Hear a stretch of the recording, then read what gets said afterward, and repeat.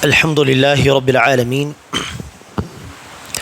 والصلاة والسلام على أشرف الأنبياء وإمام المرسلين نبينا محمد وعلى آله وصحابته أجمعين وعلى من تبعه بإحسان إلى يوم الدين. ما بعد،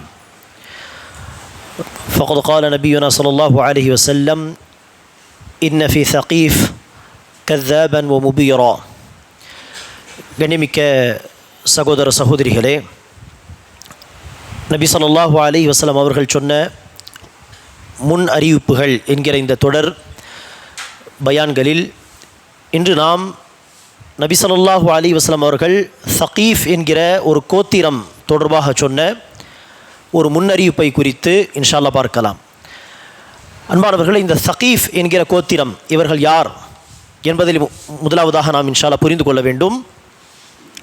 சகீஃப் என்கிற இந்த கோத்திரம்தான் தாயிஃப் மாநகரத்தில் நபி ஸல்லல்லாஹு அவர்கள் மீது கற்களை எறிந்து நபி ஸல்லல்லாஹு அலைஹி வஸல்லம் அவர்களை துன்புறுத்தியவர்கள்.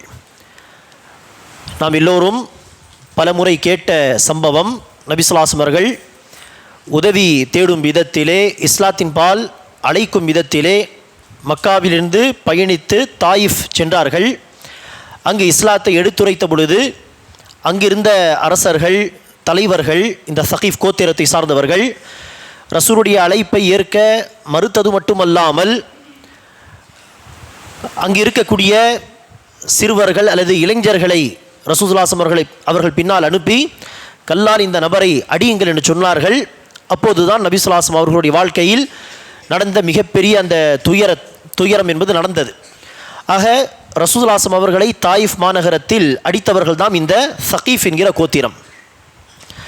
நபி ஸல்லல்லாஹு அலைஹி அவர்கள் காயங்களோடு இருந்த சமயத்தில் ஜிப்ரீல் அலைஹிஸ்ஸலாத்து வஸ்ஸலாம் அவர்கள் மலைகளின் மலக்கை அழைத்து வந்தார். வந்து ரசூலிடத்தில் கேட்டார்: யா ரசூலல்லாஹ், முஹம்மதே, நீங்கள் சரி என்று சொன்னால் மலைகளின் மலக்கு வந்திருக்கிறார்.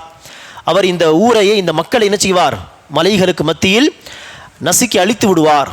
ஆனால் நபி ஸல்லல்லாஹு அலைஹி அவர்கள் சொன்னார்கள்: இல்லை, இவர்கள் என்னுடைய அழைப்பை ஏற்று என்னை நம்பிக்கை கொள்ளாவிட்டாலும் இவர்களுடைய சந்ததி நம்பிக்கை கொள்வார்கள் என்று நான் நம்புகிறேன். அல்லாஹ் மீது நான் ஆதரவு வைக்கிறேன் என்று சொன்னார்கள்.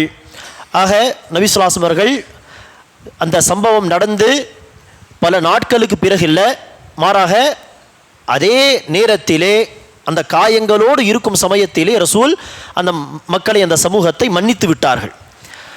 நபி ஸல்லல்லாஹு அலைஹி அவர்கள் ஆதரவு வைத்தது போல், நம்பிக்கை வைத்தது போல் அல்லாஹ் சுப்ஹானஹு வ தஆலா ரசூலுடைய வாழ்க்கையிலேயே அந்த சகீஃப் என்கிற கோத்திரத்துக்கு ஹிதாயத்தை கொடுத்தான். இந்த சம்பவம் மக்கத்து வாழ்க்கையில் நடந்தது. இந்த சம்பவத்துக்கு ஏறக்குறைய 2 வருடங்கள் கழித்து தான் நபி ஸல்லல்லாஹு அலைஹி வஸல்லம் மக்காவை விட்டு மதீனா சென்றார்கள். மதீனா போன பிறகு 8 வருடம் கழித்து நபி ஸல்லல்லாஹு அலைஹி அவர்கள் மக்காவை வெற்றி கொண்டதாக நாம் ஏற்கனவே சொன்னோம். மக்காவை வெற்றி கொண்டு நபி ஸல்லல்லாஹு அலைஹி அவர்கள் மக்காவிலேயே தங்கி இருக்கிறார்கள். இன்னும் மதீனாவுக்கு புறப்பட்டு போகவில்லை. அதற்குள் நபி ஸல்லல்லாஹு அலைஹி அவர்களுக்கு தகவல் வந்தது, சகீஃப் கோத்திரம் முஸ்லிம்களுக்கு எதிராக படையெடுத்து வந்து கொண்டிருக்கிறார்கள் ஹுனைன் என்கிற பகுதியில். ஆக மக்கா வெற்றிக்கு பிறகு அங்கு தங்கியிருந்த நபி ஸல்லல்லாஹு அலைஹி அவர்கள் சஹாபா பெருமக்களை அழைத்து கொண்டு, அதில் ஏற்கனவே முஸ்லிம்களாக இருந்த சஹாபாக்களும் இருந்தார்கள். மக்கா வெற்றிக்கு பிறகு புதிதாக இஸ்லாத்துக்கு வந்த புதிய சஹாபாக்களும் 10 நாட்கள் முன்பு, ஒரு வாரம் முன்பு இஸ்லாத்தை தழுவிய புதிய சஹாபாக்களும் இருக்கிறார்கள். இவ்வாறு பழைய சஹாபாக்கள், புதிய சஹாபாக்கள் என்று ஏறக்குறைய 10,000 பேர் அந்த ஹுனைன் போருக்காக வேண்டி சென்றார்கள். அந்த சகீஃப் கோத்திரத்துக்கு எதிராக கடுமையான போர். அந்த சகீஃப் கோத்திரம் அம்பு வீசுவதிலே மிகப்பெரிய திறமை உள்ளவர்களாக இருந்தார்கள். அவர்கள் அம்பு எறிய ஆரம்பித்ததும் கடுமையான, ஆரம்பத்திலேயே கடுமையான போராக இருந்தது. சஹாபாக்கள் களத்தை விட்டு பயந்து ஓட ஆரம்பித்து விட்டார்கள். அப்போது நபி ஸல்லல்லாஹு அலைஹி அவர்களோடு ஒரு 10-12 சஹாபாக்கள் தான் களத்தை விட்டு போகாமல் உறுதியாக இருந்தார்கள். அப்போது புதிதாக இஸ்லாத்தை தழுவிய ரசூலுடைய சிறிய தந்தை அப்பாஸ் பின் அப்துல் முத்தலிப் அவர்களும் களத்தில் இருந்தார்கள். நபி ஸல்லல்லாஹு அலைஹி அவர்கள் அவர்களோடு பல சஹாபாக்கள் களத்தில் இருக்கிறார்கள். நபி ஸல்லல்லாஹு அலைஹி அவர்கள் பயப்படாமல் எதிரிகளை பார்த்து சொன்னார்கள்: அனன் நபியு லா கதிப் வ அன இப்னு அப்துல் முத்தலிப், நான் நபி, இதில் எந்தவித பொய்யும் கிடையாது, நான் அப்துல் முத்தலிபுடைய மகன், நான் தான் முஹம்மது, இதோ பாருங்கள் என்று. அப்போது நபி ஸல்லல்லாஹு அலைஹி வஸல்லம் அவர்கள் தன்னுடைய சிறிய தந்தை அப்பாஸுக்கு சொன்னார்கள், ஓடி போகக்கூடிய சஹாபாவை நீங்கள் அழையுங்கள். அவருடைய குரல் உரக்க குரலாக இருந்தது. அப்பாஸ் ரதியல்லாஹு அன்ஹு அவர்கள் சஹாபாவை அழைத்தார்கள், நபியை நோக்கி வாருங்கள், இப்படி களத்தை விட்டு போக வேண்டாம். சற்று அந்த பயத்தால் ஈமானில் தளர்வு ஏற்பட்ட அந்த சஹாபாவுக்கு மீண்டும் அல்லாஹ் சுப்ஹானஹு வ தஆலா ஈமானில் உறுதியை கொடுத்தான். உடனே தன்னை சீர்திருத்தி கொண்டு களத்தை நோக்கி வந்தார்கள். வந்த பிறகு ஆரம்பத்தில் தன்னுடைய எண்ணிக்கையை நம்பிக்கை கொண்ட அந்த சஹாபாக்கள் இரண்டாவது கட்டமாக அல்லாஹ்வை நம்பிக்கை கொண்டார்கள். அல்லாஹ் உதவி செய்தால்தான் இந்த போரில் வெற்றி பெற முடியுமே தவிர 10,000 என்கிற இந்த எண்ணிக்கையை வைத்து ஒன்றும் செய்ய முடியாது என்று தன்னுடைய நம்பிக்கையை சீர்திருத்தி கொண்ட பிறகு அல்லாஹ் சஹாபாவுக்கு வெற்றி கொடுத்தான். இவ்வாறு அந்த சகீஃப் கோத்திரத்துக்கு தோல்வி கிடைத்தது. இந்த போருக்கு பிறகுதான் அந்த சகீஃப் கோத்திரத்திலே கொஞ்சம் கொஞ்சமாக மக்கள் இஸ்லாத்துக்கு வர தொடங்கினார்கள். நபி ஸல்லல்லாஹு அலைஹி வஸல்லம் அவர்கள் இந்த போருக்கு பிறகு ஏறக்குறைய 2 வருடங்கள் வாழ்ந்தார்கள். இந்த இடைப்பட்ட காலத்தில் அந்த சகீஃப் கோத்திரத்திலே பல பேர் இஸ்லாத்துக்கு வந்து விட்டார்கள். இஸ்லாத்துக்கு வந்தது மட்டுமல்லாமல் சில போர்களிலே நபி சுயமாக கலந்து கொள்ளாமல் சஹாபாவுடைய படை என்ன செய்வார்கள், பல ஊர்களுக்கு அனுப்பி வைப்பார்களா இல்லையா? அவ்வாறு சில போர்களிலே அந்த சகீஃப் கோத்திரத்தை சார்ந்த சில சஹாபாவுக்கு போர் தளபதியின் பொறுப்பை கொடுத்தெல்லாம் என்ன செய்திருக்கிறார், ரசூல் அவர்கள் அனுப்பியிருக்கிறார்கள். அந்த விதத்திலே உஸ்மான் பின் அபில் ஆஸ் அஸ்-ஸகஃபி ரலியல்லாஹு அன்ஹு என்கிற ஒரு சஹாபி ரசூல் அவர்களுடைய வாழ்க்கையிலேயே போர் தளபதியாக என்ன செய்திருக்கிறார், படையெடுத்து வேறு ஊர்களுக்கெல்லாம் சென்று இருக்கிறார். அதேபோல் அதே கோத்திரத்தை சார்ந்த மக்களால் இஸ்லாத்துக்கு பல நன்மைகளும் நடந்திருக்கிறது முஸ்லிம்களுக்கு. அதே கோத்திரத்தை சார்ந்த ஹக்கம் பின் அபில் ஆஸ் அஸ்-ஸகஃபி என்கிற சஹாபி, அவரும் பல பணிகளை செய்திருக்கிறார். அதே கோத்திரத்தை சார்ந்த ஒரு இளைஞர் தான் முஹம்மது பின் காசிம் அஸ்-ஸகஃபி. அவர்தான் முதலாக இந்தியாவை நோக்கி படையெடுத்து வந்தவர். படையெடுத்து வந்து வெற்றி கொண்டு அவர்களுடைய நற்குணங்களை பார்த்து, அவர்களுடைய அணுகுமுறையை பார்த்து, அந்த தானே என்று சொல்வார்களே, மும்பைக்கு அருகில் அநேகமாக அந்த பகுதியில் அவர்கள் வந்திருந்தார்கள். பல முஸ்லீம் அல்லாதவர்கள் இந்தியாவில் இருக்கக்கூடியவர்கள் அவருடைய அஹ்லாகை பார்த்து கவர்ந்தார்கள், இஸ்லாத்தை தழுவினார்கள். இஸ்லாம் இந்தியாவில் பரவுவதற்கு ஒரு முக்கிய காரணம் இந்த முஹம்மது பின் காசிம் அஸ்-ஸகஃபி என்கிற இளைஞர். அவரும் அந்த கோத்திரத்தை சார்ந்தவர் தான். யார் இஸ்லாத்தின் எதிரிகளாக இருந்தார்களோ அல்லாஹ் சுப்ஹானஹு வ தஆலா அதே மக்களை இஸ்லாத்துக்காக பாடுபடக்கூடிய மக்களாக மாற்றினான். அல்லாஹ் சுப்ஹானஹு வ தஆலா நாடினால் நிலைமைகள் என்ன செய்வான், புரட்டி போட்டு விடுவான். உள்ளங்களை அல்லாஹ் சுப்ஹானஹு வ தஆலா புரட்டி போடுபவன். தலாலத்தில் இருக்கக்கூடியவர்கள் ஹிதாயத்தை விரும்பினால் அல்லாஹ் ஹிதாயத்தை நோக்கி அவர்களை கொண்டு வருவான். ஹிதாயத்தில் இருந்தும் அதை மதிக்கவில்லை என்று சொன்னால் அவர்கள் அல்லாஹ் சுப்ஹானஹு வ தஆலா வழிகேட்டை நோக்கி, தலாலத்தை நோக்கி திருப்பி விடுவான். அல்லாஹ் சுப்ஹானஹு வ தஆலாவுக்கு நிலைமைகளை மாற்றுவது என்பது பெரிய விஷயம் கிடையாது. சகீஃப் என்கிற இந்த கோத்திரம் தான் நபி ஸல்லல்லாஹு அலைஹி வஸல்லம் அவர்களை தாயிஃபில் துன்புறுத்தியவர்கள். ஆனால் அல்லாஹ் ஹிதாயத்து கொடுத்து அவர்களை இஸ்லாத்தை நோக்கி வந்தார்கள் ரசூலுடைய ஹயாத்திலேயே, மற்றும் இஸ்லாத்துக்காக பாடுபட்டார்கள். சரி, அந்த கோத்திரம் தொடர்பாக ரசூல் சொன்ன முன்னறிவிப்பு என்ன என்று பார்த்தால், ஒரு ஹதீஸில் ரசூல் சொல்கிறார்கள், இன்ன ஃபீ ஸகீஃப் கஸ்ஸாபன் வ முபீரா. நிச்சயமாக ஸகீஃப் கோத்திரத்தில் பிற்காலத்தில் ஒரு பொய்யன் வருவான், மிகப்பெரிய ஒரு பொய்யன் வருவான். இரண்டாவதாக கொடுங்கோலன், அநியாயக்காரன் ஒருவன் வருவான். நபி ஸல்லல்லாஹு அலைஹி வஸல்லம் அவர்கள் தன்னுடைய வாழ்க்கையில் இந்த தகவலை சொல்லி வஃபாத்தாகி விட்டார்கள். ரசூலுடைய வஃபாத்துக்கு பிறகு இந்த முன்னறிவிப்பு எப்போது உண்மையானது என்று சொன்னால் 60 ஹிஜ்ரிக்கு பிறகு. நபி ஸல்லல்லாஹு அலைஹி வஸல்லம் அவர்கள் இறந்தது 11 ஹிஜ்ரி. ரசூல் சொன்ன இந்த ஹதீஸ் எப்போது உண்மையானது என்று சொன்னால் 60 ஹிஜ்ரிக்கு பிறகு. அதில் கஸ்ஸாப், பெரிய பொய்யன் என்று அவர்கள் சொன்னார்களே, அவன் யார் என்று சொன்னால் இமாம் நவவி என்கிற மார்க் அறிஞர் அவர்கள் சொல்கிறார்கள், இத்தஃபக்கல் உலமா, எல்லா அறிஞர்களும் ஒருமித்த கருத்தாக சொல்கிறார்கள், இந்த ஹதீஸில் ரசூல் சொன்ன அந்த பொய்யன் என்பவன் முக்தார் பின் உபைத் அஸ்-ஸகஃபி என்பவன். இந்த முக்தார் பின் உபைத் அஸ்-ஸகஃபி யார் என்று கேட்டால், ஹுசைன் ரலியல்லாஹு அன்ஹு அவர்கள் கர்பலா என்கிற இடத்தில் கொல்லப்பட்டார்கள் என்பதை நாம் நிச்சயமாக கேள்விப்பட்டிருப்போம். அவர்கள் கொல்லப்பட்ட பிறகு ஹுசைன் ரலியல்லாஹு அன்ஹு அவர்களை அநியாயமாக கொலை செய்தவர்களை விடக்கூடாது என்கிற ஒரு கடுமையான கோபத்தில் புறப்பட்டு மக்களை ஒன்று திரட்டி யா லஸராத் அல் ஹுசைன், ஹுசைன் ரதியல்லாஹு அன்ஹுக்காக பழி வாங்கலாம் வாருங்கள் என்று ஒரு முழக்கம் அதிகமாக சொல்லி மக்களை ஒன்று திரட்டி ஹுசைன் ரதியல்லாஹு அன்ஹு அவர்களை கொலை செய்த சில பேரை கொலை செய்தவர் இந்த முக்தார் அஸ்-ஸகஃபி என்பவர். அந்த விதத்தில் ரசூல் உடைய அஹ்லுல் பைத் குடும்பத்தினர்கள் மீது அன்பு வைத்திருந்தவர்.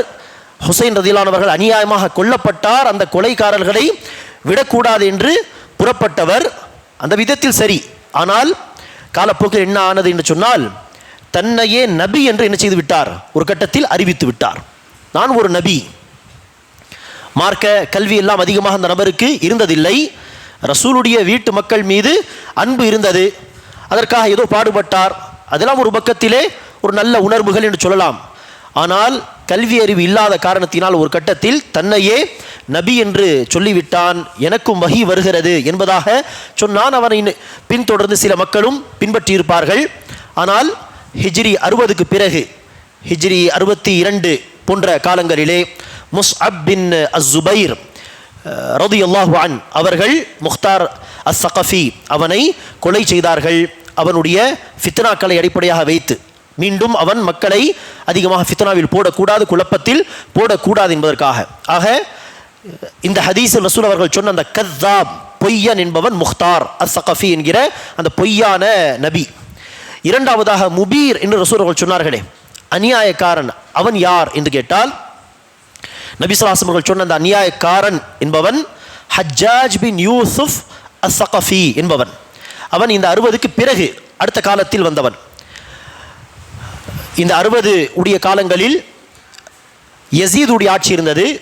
யசீதுக்கு பிறகு வந்த ஒரு ஆட்சியாளர் தான் அப்துல் மலிக் பின் மர்வான் என்கிற ஒரு ஹலீஃபா.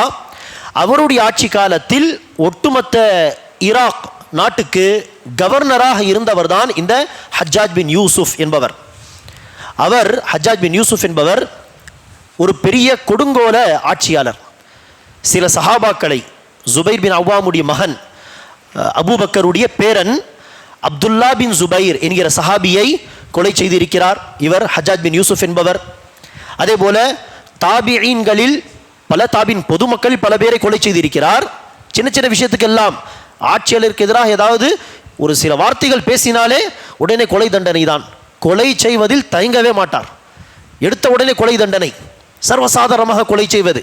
அதில் சில சஹாபாவை கொலை செய்திருக்கிறார். தாபிஈன்களில் பொதுமக்கள் பல பேர், குறிப்பாக சில உலமா தாபிஈன்கள், சயீத் பின் ஜுபைர் என்கிற ஒரு தாபிஈ, பெரிய மார்க் அறிஞர், அவரை கொலை செய்திருக்கிறார். இப்படிப்பட்ட பலரை கொலை செய்த ஒரு கொடுங்கோல கவர்னர் தான் இந்த ஹஜ்ஜாஜ் பின் யூசுப் அஸ்-ஸகஃபி. ஆகவேதான் சஹாபியில் அப்துல்லா பின் ஜுபைர் ரலியல்லாஹு அன்ஹுமா அவர்களை கொலை செய்ததாக நாம் சொன்னோமே. அவர்களை கொன்றபோதுதான் அவருடைய தாயார் யாரு, அஸ்மா பின்து அபீபக்கர், அபூபக்கருடைய மகள், அவர்கள் சொன்னார்கள், நபி ஸல்லல்லாஹு அலைஹி வஸல்லம் அவர்கள் சொன்னார்கள், ஸகீஃப் கோத்திரத்தில் ஒரு பொய்யனும் ஒரு கொடுங்கோலன் ஒரு அநியாயக்காரனும் வருவார்கள் என்று ரசூலுல்லாஹி சொன்னார்கள். அந்த பொய்யன் யார் என்பதை ஏற்கனவே நாம் பார்த்து விட்டோம். அதாவது கடந்த காலங்களில் இந்த 60 ஹிஜ்ரியில் முக்தார் என்பதை நாங்கள் பார்த்து விட்டோம். முபீர் யார் என்பதை இப்போது நாம் பார்த்து விட்டோம். அவருடைய மகனை கொலை செய்த பிறகு இந்த வார்த்தைகளை அவர்கள் சொன்னார்கள். இப்போது ஸகீஃப் கோத்திரத்தை சார்ந்த அந்த கொடுங்கோலன் யார் என்பதை நாங்கள் கண்கூடாக பார்த்து விட்டோம். ஆக ரசூலுடைய அந்த வார்த்தை உண்மை என்பதை நாங்கள் கண்டுவிட்டோம் என்று அஸ்மா பின்து அபீபக்கர் ரலியல்லாஹு அன்ஹா அவர்கள் சொன்னார்கள். ஆக நபி ஸல்லல்லாஹு அலைஹி வஸல்லம் அவர்கள் சொன்ன அந்த ஹதீஸுக்கு ஏற்ப, நபி ஸல்லல்லாஹு அலைஹி வஸல்லம் அவர்கள் சொன்ன அந்த வார்த்தைக்கு ஏற்ப ஸகீஃப் கோத்திரத்தில் ஒரு பொய்யனையும் ஒரு கொடுங்கோலனையும் அநியாயக்காரனையும் முஸ்லிம்கள் 60 ஹிஜ்ரிக்கு பிறகு உள்ள காலங்களில் பார்த்தார்கள். இறுதியாக ஒரே ஒரு விஷயம், இந்த ஹஜ்ஜாஜ் பின் யூசுப் அஸ்-ஸகஃபி மிகப்பெரிய ஒரு கொடுங்கோலன் தான், அநியாயக்காரன் தான். ஆனால் காஃபிர் கிடையாது. காஃபிர் என்று சொல்லும் அளவிற்கு அவர் என்ன செய்ய முடியாது, நாம் இஸ்லாத்தை விட்டு வெளியேற்க முடியாது. பெரிய அநியாயங்கள் செய்தார்கள், ஆனால் இருந்தாலும் ஒரு முஸ்லிம் தான். அவர் குர்ஆனுக்கு ஒரு முக்கியமான தொண்டு செய்திருக்கிறார். அவருடைய மேற்பார்வையில் அவர் ஆட்சி அதிகாரத்திலாம் வருவதற்கு முன்பாக தாயிஃபில் அந்த மலைக்கு மேல் உள்ள அந்த பகுதியில் குர்ஆன் பாடம் சொல்லிக் கொடுக்கக்கூடிய ஒரு ஆசிரியராக இருந்தார் சிறு பிள்ளைகளுக்கு. அதற்கடுத்து தான் ஆட்சி அதிகாரம் என்று வந்து ஈராக் நாட்டுக்கு கவர்னராக மாறினார். ஆக குர்ஆனோடு ஒரு தொடர்பு ஏற்கனவே இருந்தது அவருக்கு. ஆக குர்ஆனுக்கு ஏதாவது தொண்டு செய்ய வேண்டும் என்று சில மக்களை வைத்து குர்ஆனுக்கு அந்த ஜபர்சேர் அரபி தெரியாதவர்களும் குர்ஆனை பார்த்து படிப்பதற்காக அந்த ஜபர் ஜேர் அல்லது அந்த புள்ளிகள் அல்லது ஜபர் ஜேர் போட்டவர் ஹஜ்ஜாஜ் பின் யூசுப் அஸ்-ஸகஃபி என்றுதான் பல அறிஞர்கள் சொல்கிறார்கள். ஆக குர்ஆனுக்கு சேவை செய்திருக்கிறார். அதே போல அவருடைய வஃபாத் உடைய சமயத்தில், இறந்து போகும் சமயத்தில் அவர் இறுதியாக சொன்ன வார்த்தைகள் என்று அவருக்கு அருகில் இருந்த மக்கள் அறிவிக்கிறார்கள். இறந்து போவதற்கு முன்பாக அவர் ஹஜ்ஜாஜ் பின் யூசுப் அஸ்-ஸகஃபி சொன்ன வார்த்தை என்னவென்றால், அல்லாஹும்ம ஃபிர்லி ஃபஇன்னஹும் யகூலூன இன்னக லா தஃஅல். யா அல்லாஹ், என்னை மன்னித்து விடு. ஏன் இந்த மக்கள் சொல்கிறார்கள் நீ என்னை மன்னிக்க மாட்டாய். இந்த மக்கள் என்னை குறித்து சொல்கிறார்கள் ஹஜ்ஜாஜ் பின் யூசுஃபை அல்லாஹ் மன்னிக்கவே மாட்டான் என்பதாக பேசிக்கொள்கிறார்கள். யா அல்லாஹ் என்னை மன்னித்து விடு என்றுதான் அவர் இறுதியாக சொன்ன வார்த்தைகள். இதை மக்கள் போய் என்ன செய்தார்கள், அந்த காலத்தில் இருந்த பெரிய ஒரு அறிஞர் ஹசன் அல் பஸ்ரி ரஹிமஹுல்லா அவரிடத்தில் போய் சொன்னார்கள், ஹசன் பஸ்ரி அவர்களே, ஹஜ்ஜாஜ் பின் யூசுப் இறந்து போவதற்கு முன்பாக இறுதியாக இந்த வார்த்தைகளை சொன்னார் என்று சொன்ன பொழுது அசா என்று சொல்கிறார். அதாவது இப்படியே நடக்கும் என்று நான் ஆதரவு வைக்கிறேன், அல்லாஹ் அவரை மன்னிப்பான் என்று நான் நம்புகிறேன் என்று ஹசன் பஸ்ரி ரஹிமுல்லா அவர்கள் சொன்னார்கள். ஆக அவரை காஃபிர் என்று சொல்லும் அளவிற்கு அவர் என்ன செய்யவில்லை, கொள்கையிலெல்லாம் வெளியிட்டு போகவில்லை. அநியாயம் செய்தார், பல பேரை கொலை செய்தார், அது உண்மைதான், பெரிய கொடுங்கோல ஆட்சியாளன் தான், அதில் மாற்றுக்கிறது கிடையாது. ஆனால் காஃபிர் என்று சொல்லிவிட முடியாது. ஆனால் ஒரு காஃபிர் என்று சொல்லும் அளவிற்கு ஹஜ்ஜாஜ் பின் யூசுஃபை என்ன செய்வார்கள், இந்த ஷியாக்கள் சித்தரிப்பார்கள். காரணம், ஷியாக்களுக்கு எதிராக கடுமையான போக்குள்ளவராக இருந்தவர் இந்த ஹஜ்ஜாஜ் பின் யூசுப். ஆகவே காஃபிர் என்று சொல்லும் அளவிற்கு இவரை என்ன செய்வார்கள், வரலாற்றிலே சித்தரிப்பார்கள் இந்த ஷியாக்கள். மக்காவில் புகுந்து காபத்துல்லாவுடைய அந்த கட்டடத்தையே பெரிய ஒரு இதுவை பயன்படுத்தி இடித்தவர், மக்காவிற்குள் ஃபித்னாவை செய்தவர் என்றெல்லாம் இல்லாத கதையெல்லாம் என்ன செய்வார்கள், இட்டு கட்டுவார்கள் ஷியாக்கள் இந்த ஹஜ்ஜாஜ் பின் யூசுப் மீது. இதற்கு நேர்மாறாக ஷியாக்களுடைய ஆட்சியை கொண்டு வருவதற்காக ஒருவர் பாடுபட்டார் அந்த காலத்தில். அபு முஸ்லிம் அல் ஹவுலானி அநேகமாக அந்த நபருடைய பெயர். அவரும் பல ஃபித்னாக்களை செய்து பல பேரை கொலை செய்திருக்கிறார். ஆனால் இந்த ஷியாக்கள் நினைச்சுவார்கள் அபு முஸ்லிம் அல் ஹவுலானி என்று சொன்னால் பெரிய ஹீரோ என்பது போல் காட்டுவார்கள். அதே இடத்தில் கவனிக்க வேண்டிய இன்னொரு விஷயம், இதே ஹதீஸில் அந்த கzzா பொய்யன் என்பது முக்தார் அஸ்-ஸகஃபி என்று சொன்னோமா இல்லையா, இந்த கொடுங்கோலன் தான் ஹஜ்ஜாஜ் பின் யூசுப், பொய்யன் முக்தார் அஸ்-ஸகஃபி. ஆனால் முக்தார் அஸ்-ஸகஃபி ஒரு விதத்திலே ஷியாக்களோடு இருந்தவர் இல்லையா, ஹுசைன் ரலியல்லாஹு அன்ஹு அவர்களுக்கு எதிராக இருந்த மக்களை கொலை செய்வதற்காக வேண்டி புறப்பட்டு போனவர். அந்த விதத்தில் அந்த ஹதீஸுக்கு இவர் பொருத்தமான ஆள் கிடையாது என்று எப்படியாவது இவரை அந்த ஹதீஸிலிருந்து வெளியே கொண்டு போக வேண்டும் என்று ரசூல் ஸல்லல்லாஹு அலைஹி வஸல்லம் அவர்கள் சொன்ன அந்த பொய்யன் என்பது முக்தார் அஸ்-ஸகஃபி கிடையாது, அதற்கு முன்பாக வந்த முசைலமா கஸ்ஸாப் என்கிற ஒரு பொய்யன் தான். முக்தார் அஸ்-ஸகஃபி எல்லாம் பெரிய ஹீரோ, இவர் சொல்லப்போனால் நமக்காக பாடுபட்டவர், ஹுசைன் ரலியல்லாஹு அன்ஹு அவர்களுக்கு எதிராக இருந்த அந்த கொலை செய்தவர்களை கொலை செய்வதற்காக வேண்டி புறப்பட்டவர், இவர் மிக பெரிய ஹீரோ என்று சொல்லி முக்தார் அஸ்-ஸகஃபியை பெரிய ஹீரோவாக காட்டுவார்கள். அதே நேரத்தில் ஹஜ்ஜாஜ் பின் யூசுப் அஸ்-ஸகஃபியை பெரிய ஒரு கொடுங்கோலன், சொல்லப்போனால் காஃபிர் என்று சொல்லும் அளவிற்கு காட்டுவார்கள். ஆக இந்த ஷியாக்கள் வரலாறு சம்பந்தப்பட்ட விஷயத்திலே பல பொய்யான தகவல்களை எல்லாம் வரலாற்றில் புகுத்தி பல உண்மையான தகவல்களை எல்லாம் மாற்றி சொல்லக்கூடிய பொய்யர்கள் இந்த ஷியாக்கள். ஆகவேதான் வரலாறை படிக்கும் பொழுது, குறிப்பாக வரலாறு தொடர்பான தகவல்களை கேட்கும் பொழுது மிக கவனமாக அதை படிக்க வேண்டும், மிக எச்சரிக்கையாக இருந்து படிக்க வேண்டும். குறிப்பாக ஷியாக்களால் பரப்பப்பட்ட பல பொய்கள் வரலாறு புத்தகங்களிலே உண்டு. அப்படிப்பட்ட புத்தகங்களை எல்லாம் படித்துதான் பல சாதாரண முஸ்லிம்கள் நினைச்சுகிறார்கள் சஹாபா பெருமக்களையே பகை கொள்ளும் அளவுக்கு, சஹாபா பெருமக்கள் குறித்து தன்னுடைய உள்ளங்களில் வெறுப்பை அதிகப்படுத்தும் அளவுக்கு நினைச்சுகிறார்கள், வரம்பு மீறி போய் விடுகிறார்கள். ஷியாக்கள் இட்டுக்கட்டிய பல வரலாறு பொய்யான சம்பவங்களை வைத்து. ஆகவே அன்பானவர்களே, வரலாறை படிக்கும் பொழுதும் கேட்கும் பொழுதும் எச்சரிக்கையாக இருக்க வேண்டும். குறிப்பாக அந்த வரலாறு தகவல்கள் சஹாபாக்கள் குறித்து வந்தால், சஹாபாவை குறித்து குறை சொல்லும் விதமாக வந்தால், அது அவசியம் ஷியாக்களால் பரப்பப்பட்ட ஒரு பொய்யாக இருக்க பல சதவீதம் வாய்ப்புகள் உண்டு. ஆக இதை நாம் கவனத்தில் கொண்டுதான் வரலாறை படிக்க வேண்டும். ஆக சகீஃப் கோத்திரத்தை குறித்து நபி ஸல்லல்லாஹு அலைஹி வஸல்லம் சொன்ன அந்த முன்னறிவிப்பையும் நாம் உண்மையாக அது நடந்ததாக ஹிஜ்ரி 60க்கு பிறகு பார்க்கிறோம். இதுவும் நபி ஸல்லல்லாஹு அலைஹி வஸல்லம் அவர்கள் ஒரு உண்மை தூதர் என்பதை சொல்லக்கூடிய ஒரு முக்கியமான தகவலாக இருக்கிறது. இன்ஷா அல்லாஹ் அடுத்து வரக்கூடிய காலங்களிலும் நபி ஸல்லல்லாஹு அலைஹி வஸல்லம் அவர்கள் சொன்ன பலவிதமான முன்னறிவிப்புகளை இன்ஷா அல்லாஹ் பார்க்கலாம். அல்லாஹ் சுப்ஹானஹு வ தஆலா நம் அனைவருக்கும் நபி ஸல்லல்லாஹு அலைஹி வஸல்லம் அவர்களுடைய ஹதீஸுகளை படிக்கும் பொழுது அதில் வரக்கூடிய ஒவ்வொரு வார்த்தையையும் உண்மை என நம்பிக்கை கொண்டு அதில் நமக்கு சொல்லப்பட்ட உபதேசங்களை பின்பற்றி நடக்கக்கூடிய பாக்கியத்தை தருவானாக. வரலாறு பதிவுகளை எல்லாம் கேட்கும் பொழுது படிக்கும் பொழுது அதிலிருந்து படிப்பினை பெறக்கூடிய நர்பாக்கியத்தை அல்லாஹ் சுப்ஹானஹு வ தஆலா நமக்கு தருவானாக. ஆமீன். சுப்ஹானக அல்லாஹும்ம பிஹம்திக அஷ்ஹது அல்லா இலாஹா இல்லா அன்த அஸ்தக்ஃபிருக வ அதூபு இலைக்.